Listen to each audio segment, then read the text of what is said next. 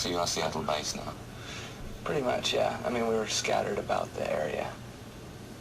However, you are not one of the so-called new Seattle bands. You've actually been around since, what, 84?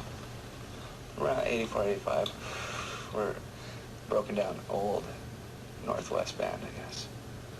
So old, in fact, that I feel like I'm sliding off my chair right about now. And it's also worth pointing out that you were actually signed to a major label, BN, before Nirvana. BN. BN. BN. About a year BN, I think. About a year BN. You guys nearly broke up just after you recorded your first major label album, Uncle Anesthesia. Tell us about that. It was a sad, sad story. It was, our drummer, Mark Pickerel, decided that he'd had enough. He decided to get out while he could. Well, the getting was good. And then I took off, went and played with Dinosaur for a little while, came back, and we all got together and decided to make another record. It's also on the soundtrack for the movie Singles. Now, do you guys think Singles is a fairly accurate representation of Seattle and the Northeast scene? Have you seen the movie? I haven't seen it. Did you? No, I haven't seen it. Were the Velvets a big influence for you? Perhaps not the most obvious, listening to the new album, Sweet Oblivion. It's probably the one band that we all liked, but maybe not so much of an influence. It's just a band that we enjoyed. What are some of the other influences, would you say? Pretty much anything, you know, any music that's recorded that we can get.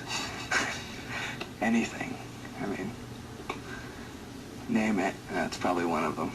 Yeah, go ahead. Name something. Try it. Lulu. Yeah. And I loved her in To Sir With Love. To Sir With Love. Where did you guys actually meet? We met in actually a high school. First we met in study hall class. Mm-hmm. That was the first time I saw Mark. He walked into my study hall.